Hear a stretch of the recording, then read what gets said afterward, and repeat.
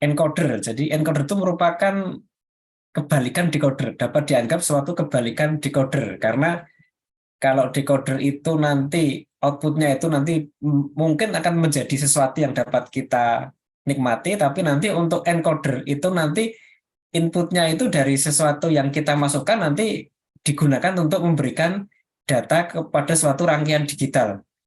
Nah, coba ini saya tampilkan dulu untuk presentasinya. Saya panggil. Ya, nanti silakan dapat di-download ini ya. Juga sudah ada di Elena. Ya. Jadi encoder itu dapat dianggap kebalikan decoder ya. Kalau decoder itu data, nanti outputnya itu dapat menjadi sesuatu yang kita nikmati, display, entah itu 7 segment atau yang lain, atau mungkin minimal merupakan apa suatu nilai ya. Ya kebanyakan nanti yang dapat kita nikmati 7 segment atau mungkin LCD gitu kan. Nah kalau encoder itu inputnya banyak, outputnya itu nanti mewakili nomor input yang aktif. Inputnya banyak itu nanti bisa berupa saklar ya. Jadi inputnya itu sesuatu nanti yang kita masukkan. Kita menghidupkan saklar, ada beberapa saklar kita menghidupkan salah satu saklar itu kan merupakan input dari kita.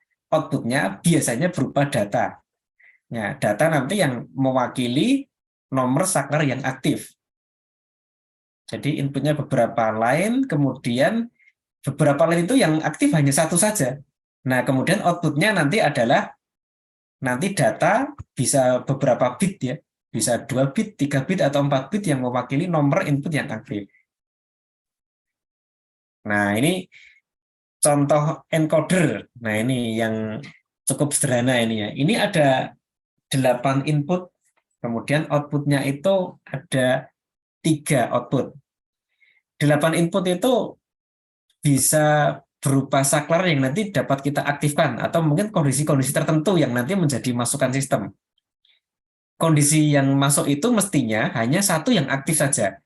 Contoh, kalau seperti ini ya, ini kan ada tanda bar atau tanda not ini ya. A0 not, A1 not. Nah, kalau ada notnya seperti ini berarti menandakan input ini merupakan input aktif rendah. Input aktif rendah. Nah, berarti kalau input ini, input A1 ini aktif, maka A1 ini 0. Jadi kalau A1 ini dibuat logika 0, maka dikatakan aktif. Ini juga demikian. Jadi input aktif rendah itu kalau diberi logika rendah, dia justru dikatakan dia itu aktif. Kalau tidak ada notnya, kalau diberi logika tinggi ya berarti dia aktif. Nah, ini di contoh ini inputnya itu ada notnya ini ya. Nah, berarti ini merupakan input A, ini merupakan aktif rendah. Nah, kemudian ini outputnya. Input ada 8, ya, nomornya 0 sampai 7. Outputnya ada 3. Nah, ini mewakili nomor input. Output 3 ini merupakan atau melambangkan ya nomor input yang aktif dalam bilangan biner. Contoh, kalau seperti ini, ya ini X ini mewakili kondisi yang bebas. Artinya kalau ini X ini logika 0 atau 1 itu boleh. Jadi contoh ya, yang baris pertama ini. Ini semuanya 1, kecuali A0. A0 mau 1 atau 0 itu boleh. Berarti X ini boleh 0, boleh 1. Nah, kalau kondisi seperti ini, nanti akan keluar data 0000. Nah, jadi X itu mewakili kondisi yang boleh 0, boleh 1. Ada yang menulis kondisi yang diabaikan. Loh, kok diabaikan kenapa? Nah, ini kondisi 0 atau 1 tidak ada pengaruhnya. Jadi X itu boleh 0, boleh 1. Kalau di sini, karena di tabel di sini tuliskan 1, ya berarti dia harus 1 kondisinya. Ini 1 ya harus 1. Tapi kalau ini boleh 0, boleh 1. Nah, kalau boleh 0, boleh 1 kan berarti tidak ada gunanya, diabaikan. Nah, jadi X ini kondisi yang diabaikan. Ada yang mengatakan seperti itu, neglected gitu ya kalau dalam bahasa Inggrisnya. Nah, itu. Nah, ada lagi nanti sebentar, ini. Nah, ini. Jadi ini yang baris pertama ini kan tidak ada yang aktif. tidak ada yang aktif. Kalau ini satu semua. Tapi kalau ini 0, berarti yang aktif A0. Tidak ada yang aktif atau yang aktif A0 itu sama dengan ya 0, ya data outputnya 0. Kalau ini yang aktif itu nomor 1, maka data keluaran 1. Yang aktif nomor 2, data keluaran 0, 1, 0 atau 2. Yang aktif nomor 3, data keluaran 0, 1, 1 atau 3 gitu. Dan seterusnya ya. Nah, kalau ini kok memang kok dibuat seperti ini. Lah ini memang data ini saya ambilkan dari karakter suatu IC ya, sehingga ada IC yang menggunakan cara seperti ini ya, sehingga biar nanti kita juga nanti kalau mendapatkan IC tersebut mungkin wah ini kok aneh ini ya. Memang A0 ini kondisi yang nanti itu kalau andai kata ini 1 berarti kan tidak ada yang aktif. Tidak ada yang aktif ya berarti yang aktif 0. Kalau ini aktif, ini logika 0, ya yang aktif berapa? Ya nomor 0 ya kan sama. Jadi tidak ada yang aktif atau yang aktif nomor 0 itu outputnya sama, yaitu 0, 0, 0, 0. Nah, ini cara membaca tabel ini seperti itu, cara membaca tabel ya. Jadi ini kita mendapatkan ada input, ada output. Inputnya aktif rendah, outputnya aktif tinggi. Nah, berarti input itu 0 itu berarti dikatakan aktif. Outputnya kalau aktif ya berarti 1 karena ini logika, karena ini aktif tinggi, tidak ada not-nya di sini. Nah, nanti mungkin nanti penjelasannya nanti ada lagi nanti ya di untuk aktif rendah, aktif tinggi nanti yang berikutnya ada lagi nanti. Aktif rendah, aktif tinggi. Nah, ini contoh encoder oktal ke biner. Kenapa kok dinamakan oktal? Karena inputnya itu 8. Outputnya berupa bilangan biner. Binernya 3 bit. Ada yang menyebut encoder 8 ke 3 juga ada. Nah, itu. Nah, ini contoh encoder itu seperti itu. Contoh encoder yang lain, nah ini desimal ke BCD. Ya, berarti inputnya desimal, outputnya BCD. Nah, ini cara menyajikannya sekarang dibalik ya. Ini dari bawah ke atas. Ya, memang datasheet itu memang nanti ya, cara menyajikannya berbeda-beda. Meskipun pabrik pembuatnya sama. Jadi mungkin pabrik pembuat IC ini ya oktal ke biner dan pabrik pembuat IC ini desimal ke bit itu sama pabriknya, tapi cara menyajikannya beda. Nah, itu kadang-kadang seperti itu ya. Nah, sehingga kita nanti juga harus waspada seperti itu. Nah, ini encoder desimal ke BCD. Nah, ini desimal ke BCD kok dikatakan desimal karena inputnya ada 9. Ya, inputnya ada 9. Kemudian outputnya BCD nanti mewakili data dari 0 nih ya, dari 0000 nanti ini 0000 kemudian 1 sampai 9 nanti. Lah kalau kok nggak 10 kenapa? Karena inputnya 0 dari 9 itu kan sudah 10 jumlahnya. Inputnya itu nanti yang 4 yang 9 pin ini itu sudah mewakili kondisi 0 sampai 9. Loh kok bisa? Nah, ini coba ini. Ya. Ini kan ada 9 input. 9 input ini aktif rendah semua. Nah, ini aktif rendah semua. Ini aktif rendah ya, ada notnya. Ada notnya. Berarti ini aktif rendah. Berarti kalau ini rendah atau low atau logika 0 dianggap aktif. Ini juga kalau ini low juga dianggap aktif. Nah, berarti ini inputnya aktif rendah. Outputnya, nah ini juga aktif rendah. Nah, jadi kadang-kadang ada beberapa IC yang menerapkan seperti itu, terutama IC TTL ya. Nah, IC TTL menerapkan seperti itu, kemudian keluar generasi CMOS. CMOS TTL kompatibel ya, ikut-ikutan seperti itu. Nah, kenapa kok memang banyak yang menggunakan aktif rendah seperti ini? Ya, memang dulu pernah kita sebut ya, pada beberapa jenis IC TTL itu kan keluaran rendah itu dapat menarik arus yang lebih tinggi dibanding keluaran tinggi gitu. Jadi rendah itu lebih kuat untuk menarik arusnya. Beberapa IC itu kan untuk logika rendah itu bisa menarik arus hingga 20 mA. Sementara itu untuk logika tinggi hanya mampu mengeluarkan 4 mA. Wah, rendahnya itu kan bisa menarik arus lebih besar. Nah, kondisi itu akan menjadi lebih aman. Kenapa? Karena kalau bebannya nanti banyak, ya, beban gerbang sesudahnya itu banyak, nanti masih aman. Andai kata nanti totalnya yang disedot banyak gerbang itu hanya 10, ya masih 20 kan, masih masih separuhnya, maksimal 20. Nah, kalau yang logika tinggi maksimal cuma 4. Nah, itu kan 4 miliampere kan cuma kecil sekali. Logika rendah ada yang mencapai 20 miliampere menarik arusnya, itu nanti bisa untuk menghidupkan LED ya. LED itu ada yang 4 miliampere, kalau yang super bright itu bisa mencapai apa ya, 8 miliamperan. Ya, sehingga kalau logika rendah masih mampu menghidupkan LED. Logika tinggi nggak mampu karena kadang-kadang hanya mencapai maksimal 4 miliampere, sehingga logika rendah itu kadang-kadang dianggap lebih aman gitu ya. Nah, karena seperti itu maka kebanyakan IC menerapkan aktifnya itu logika rendah untuk data. Nah, nanti kita harus hati-hati seperti itu ya. Jadi ini kalau dibuat high ini berarti tidak aktif. Ini high juga tidak aktif, tidak aktif, tidak aktif, tidak aktif. Ini keluaran bilangan biner 4 bit DCBA. Ini bilangan binernya juga aktif rendah. Nah, ini yang harus hati-hati di sini. Sehingga ini high logika tinggi. Ini tidak aktif ini sebenarnya. Ini juga tidak aktif. Tidak aktif semua ini. Nah, karena ini tidak aktif semua, nah maka yang logika tinggi ini mewakili data 0. Nah, ini. Karena apa? Karena ini tidak aktif. Ini tidak aktif, ini tidak aktif, tidak aktif. Ya, ini mewakili 0. Mewakili bit 0. Maka ini itu data yang sesungguhnya itu adalah 0000. Nah, jadi pada waktu kondisi seperti ini ya, inputnya seperti ini, input ada 9, tidak ada yang aktif. Ya.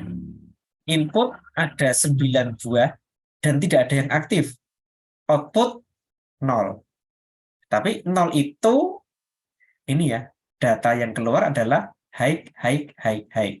Ini dianggap 0. Nah, itu. Nah, kemudian sekarang yang aktif itu nomor 9. Nah, ini yang aktif itu nomor 9. Yang aktif nomor 9. Yang lainnya, nah ini apa? Berarti diabaikan. Nah, ini. Jadi decimal to BCD priority encoder itu akan mendeteksi nomor input tertinggi yang aktif. Nomor input tertinggi yang aktif. Jika ini tertinggi itu 9, kemudian di bawahnya ini ada yang aktif, ini nggak akan dideteksi. Ya, cuma 9 aja yang dideteksi, karena ini nomor yang tertinggi. Jadi misalnya yang di sini ini, yang di sini ini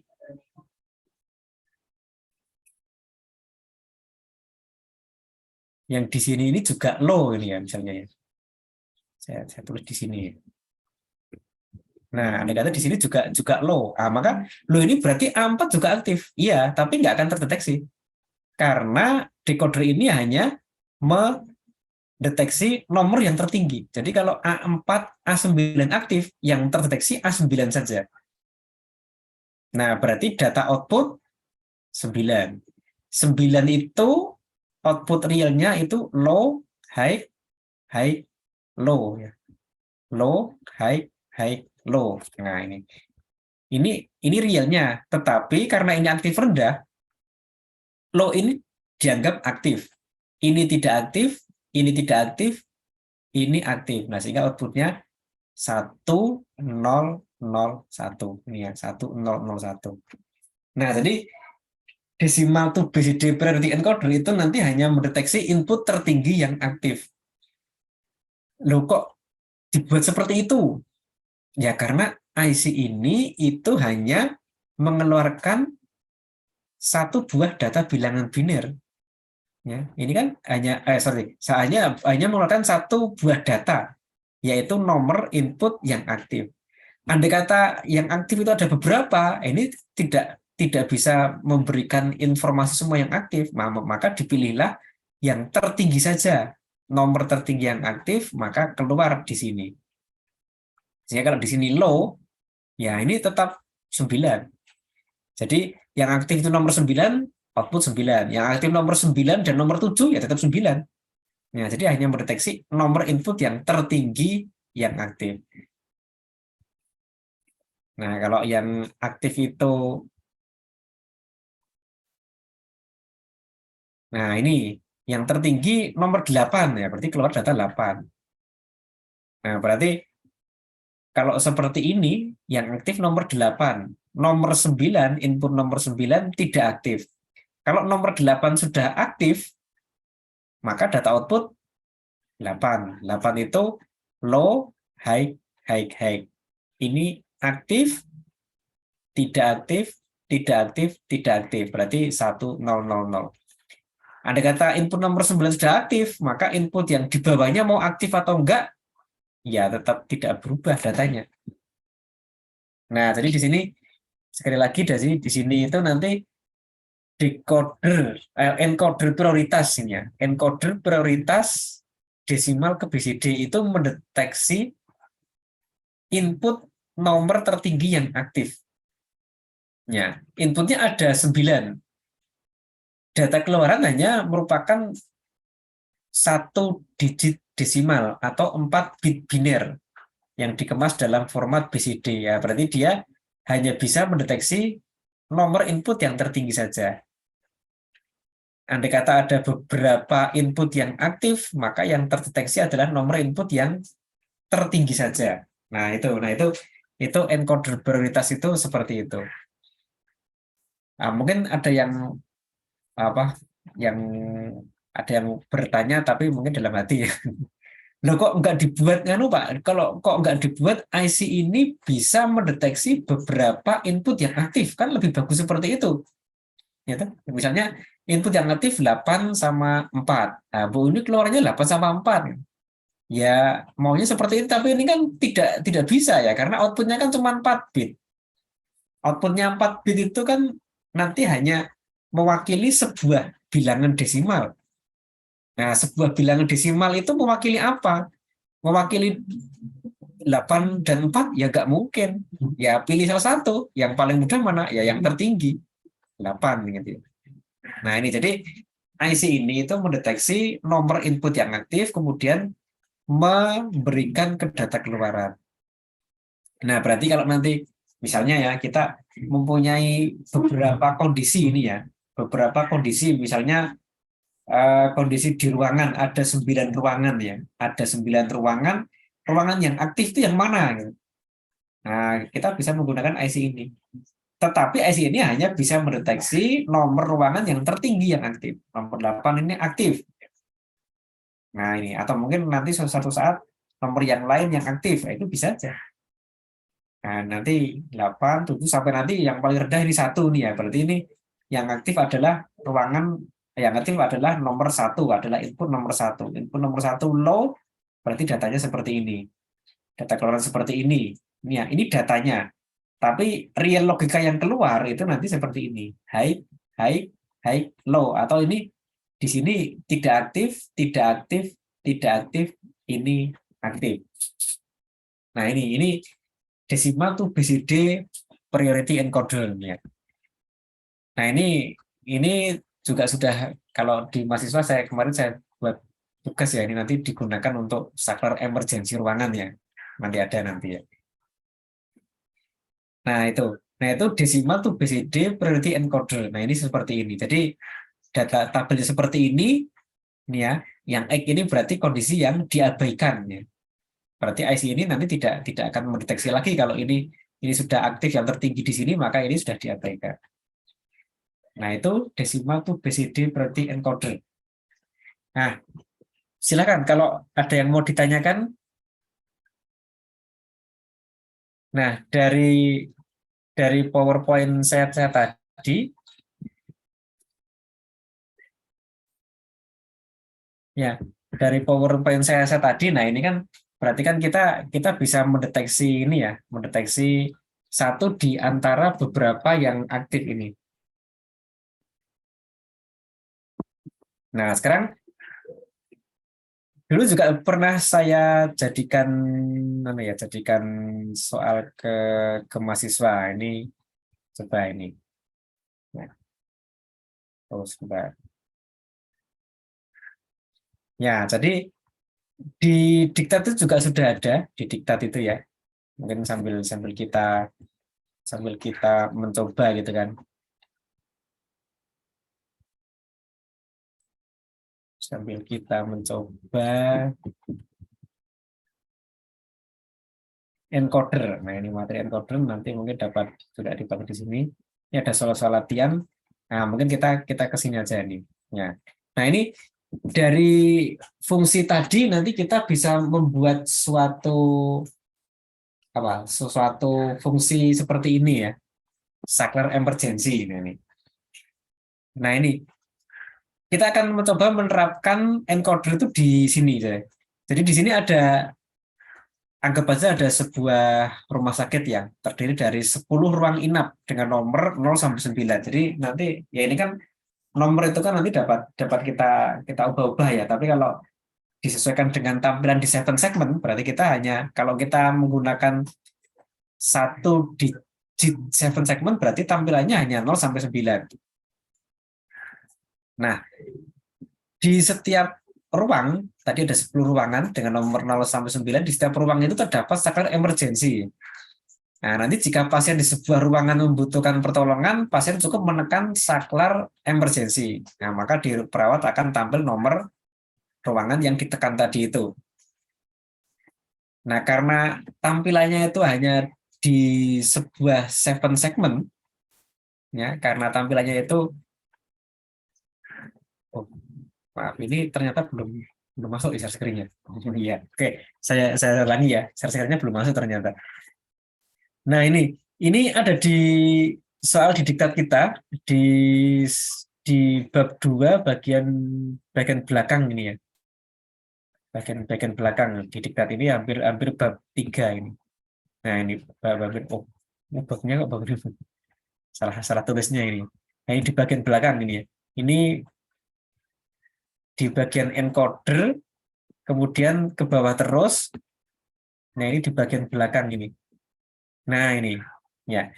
Nah, kita akan menerapkan fungsi dari encoder tadi di sini ya. Nah, ini kita kita andaikan di sini itu ada 10 ruangan atau mungkin 10 kondisi yang akan kita deteksi menggunakan encoder. Nah, anggap saja ini ada 10 ruangan dengan nomor 0 sampai 9 di rumah sakit. Jadi ini ada 10 kamar di rumah sakit dengan diberi nomor 0 sampai 9. Nah, setiap ruangan itu nanti ada saklar emergensinya. Ya, nanti kalau setiap pasien itu menekan saklar tersebut, itu nanti mestinya itu nanti akan ada informasi di bagian ruang tunggu rumah sakit atau mungkin bagian perawatnya ya. Nah, ini jadi anggap saja nanti ya, ini ada 10 ruangan dengan nomor 0 sampai 9. Kemudian nanti setiap ruangan itu ada saklar emergensinya. Nah, nanti setiap pasien itu kalau membutuhkan emergensi tinggal menekan saklar tersebut. Saklar ditekan, nanti di ruang perawat nanti akan muncul nomor ruangan yang saklarnya ditekan tadi itu. Nah, karena penampilnya itu menggunakan 7 segment, ya, karena penampilnya menggunakan 7 segment dan hanya satu digit 7 segment, maka tampilannya kan berarti hanya angka 0 sampai 9 saja. Nah, berarti di ruangan tadi itu, di ruangan perawat nanti hanya keluar angka 0 sampai 9. Nah, sehingga nanti hampir sama seperti ini ya. Nah, ini contohnya ini kan 8 ini kan. Nah, nanti jadi kalau ini sudah berupa data. Ini sudah berupa data yang masuk ke sini. Nah, sekarang kalau ini kan tinggal data dimasukkan ke decoder, nanti masuk ke tampilan di sini.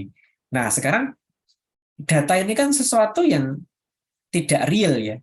Data itu kan hanya suatu informasi, tapi realnya apa? Nah, ini data ini nanti realnya itu nanti adalah data yang mewakili nomor ruangan yang ditekan tadi itu. Nah, jadi nanti di sini nanti mungkin bisa kita coba ya. Nanti mungkin silakan Bapak mencoba dulu, nanti kita bahas bersama nanti di pertemuan berikutnya. Jadi nanti di sini mestinya ada 9 saklar input ya, ada 9 saklar input ya. Yang saklar itu kalau nanti ditekan itu nanti akan muncul, nah di sini tampilannya nomor yang ditekan. Saya tekan saklar nomor 1. Ini ada 9 input. Saya tekan saklar nomor 1. Nah, berarti nanti akan muncul ya, akan muncul tampilan angka 1. 1 itu tadi gimana? Nah, ini. Nah, seperti ini. Kalau yang ditekan itu saklar nomor 2. Nah, mestinya nanti muncul seperti ini. Nah, 2. Ditekan saklar nomor 3. Mestinya nanti muncul seperti ini. Ya. Kalau ditekan saklar nomor 1 dan 3, yang muncul nomor 3 aja. Nah, ini yang muncul nomor 3 karena nomor yang tertinggi yang ditekan. Nah, itu. Nah, nanti kira-kira bagaimana rangkaiannya? Nah, nanti atau mungkin nanti mungkin minimal blok diagram ya. Jadi nanti silakan nanti membuat blok diagramnya seperti apa kira-kira. Jadi nanti kita akan coba untuk membuat ya implementasi dari yang sudah kita pelajari dengan membuat atau merancang seperti ini. Rancangan seperti ini itu nanti bisa berupa blok diagram minimal. Ya syukur-syukur nanti kalau bisa membuat rangkaiannya. Tapi blok diagram saya kira sudah. Saya kira kalau misalnya belum sempat membuat nanti bisa dibuat blok diagramnya. Nah, monggo nanti kita coba, besok kita bahas dan kita simulasikan juga. Kalau ada yang bisa membuat simulasi silahkan, tapi kalau belum ada ya nanti tidak jadi masalah ya. Nanti saya sudah punya ini dari mahasiswa saya ini banyak yang membuat dengan tampilan dengan LED yang berwarna-warni. Nah, kalau mau dibuat outputnya ini 2 digit bagaimana? Ya kalau 2 digit ya nanti ya memang rangkainya lebih lebih rumit lagi. Kalau 2 digit berarti nanti bisa menampilkan sampai dari 0 sampai 99 gitu ya. Nah, kalau pada tahap awal ini mungkin kita coba untuk 1 digit dulu. Ya. Kalau 2 digit memang saya tidak merekomendasikan menggunakan rangkaian digital kalau 2 digit karena nanti sebaiknya menggunakan program di microcontroller kalau digitnya lebih dari 1. Nah, ini jadi pastinya nanti blok diagramnya nanti isinya kan nanti ada encoder di sini, kemudian masuk ke sini gitu ya. Nah, ini pakai gerbang NOT seperti ini. Kenapa? Kenapa menggunakan gerbang NOT? Gerbang NOT ini untuk membalik logika, ya, untuk membalik logika.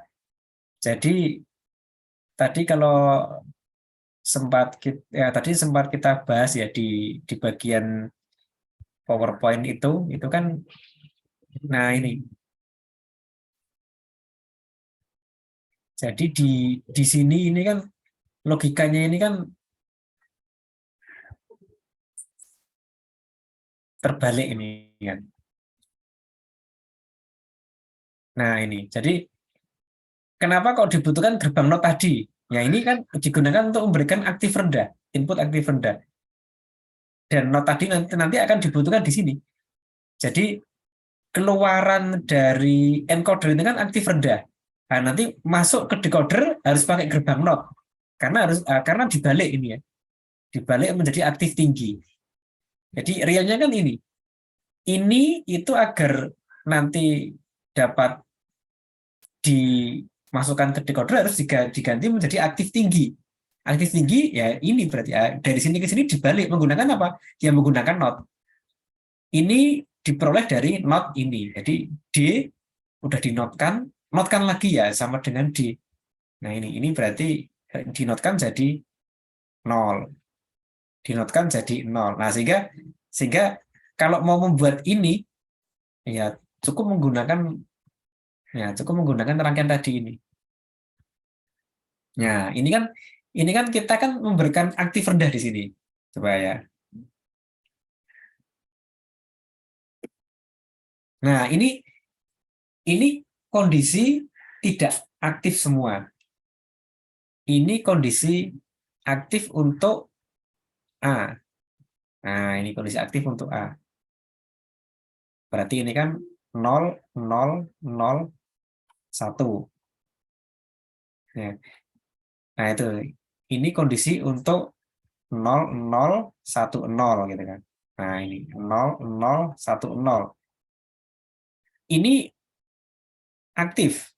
Oh, padahal ini logika 0. Nah, ini kan berarti kan kita sudah memberikan aktif rendah di sini. Jadi ini kan logika 0 ini kan aktif.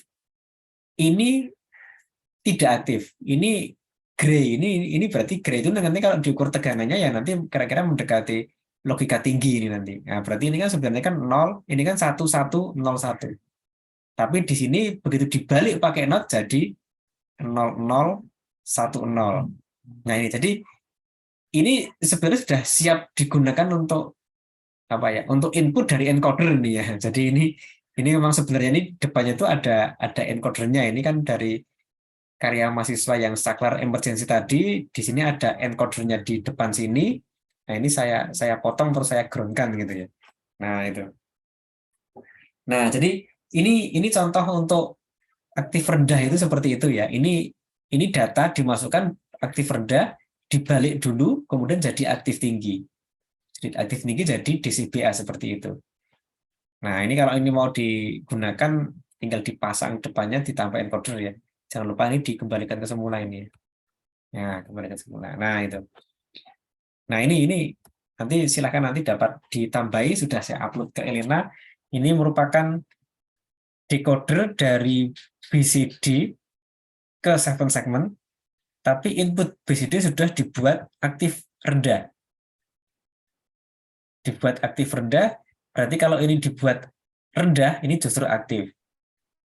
Ini ya, ini kan high, outputnya 0. Ya, high, low, berarti yang aktif kan cuma ini, berarti outputnya 1. Karena yang aktif 1. Ini berarti high, low, high. Nah, dibalik menjadi 0010. Nah, jadi ini sudah sudah mewakili yang ini. Sudah mewakili yang ini membalik ini. Jadi dia sudah rangkaian itu sudah siap menerima input dari sini ya.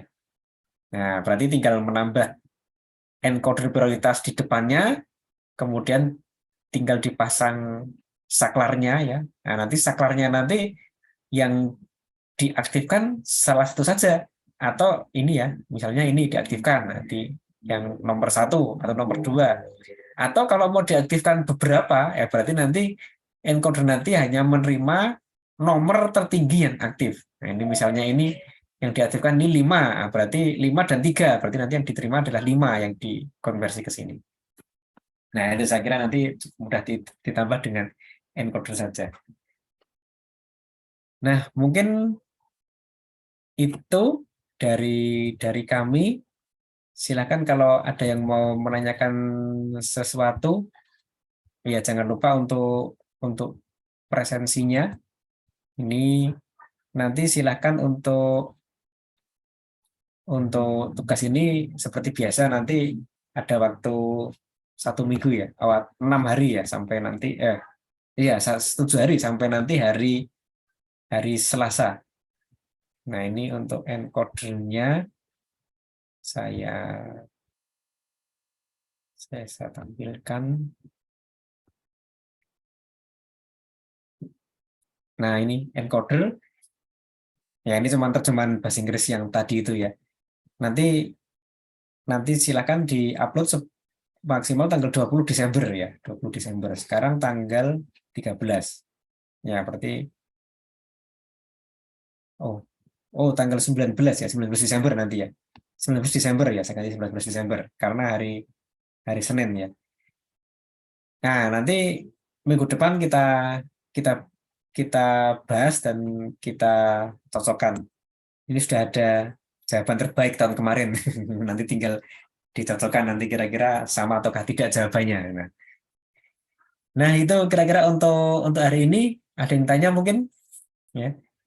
Untuk minggu depan kita membahas tentang analog to digital conversion. Jadi ini konversi dari analog ke digital. Nah, ini merupakan juga materi yang penting ya, karena kita kan dunia ini kan analog ya. Tapi kita membahas tentang materi digital lah. Nanti harus ada perangkat yang bisa mengubah dari analog ke digital. Nah, ini maka nanti dibutuhkan adanya ADC, pengubah dari analog ke digital. Tapi itu bisa aja nanti ya. Itu juga sudah ada di diktat kita, sudah ada di bab berikutnya ini. Nah, ini konverter digital ke analognya. Tapi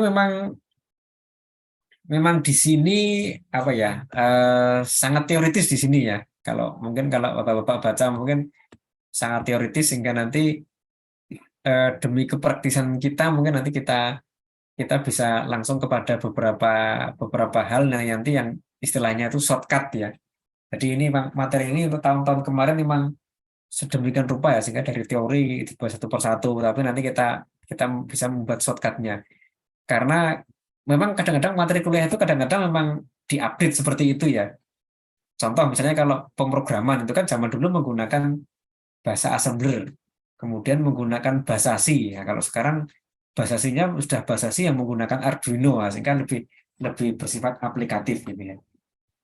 Nah, itu sehingga di sini ada beberapa materi nanti yang banyak sekali teorinya, nanti mungkin kita kita skip, nanti kita lebih banyak menggunakan yang praktisnya aja nanti. Oke, mungkin untuk hari ini mungkin sampai di sini ya untuk materi kita. Untuk minggu depan kita coba mulai jam 18:15 ya, sehingga nanti lebih leluasa bagi saya sendiri dan juga bapak-bapak semua nanti kalau mau sholat maghrib dulu ya, sehingga tidak terlalu tergesa-gesa. Ada pertanyaan mungkin? Oke, kalau tidak ada dan nanti yang belum sempat melihat untuk kuliah hari ini nanti bisa melihat juga di YouTube, nanti silakan bisa dilihat dan dapat diputar ulang ya. Baik, kalau tidak ada, saya akhiri sampai sekian untuk kuliah pada malam hari ini. Sampai jumpa minggu depan. Semoga semuanya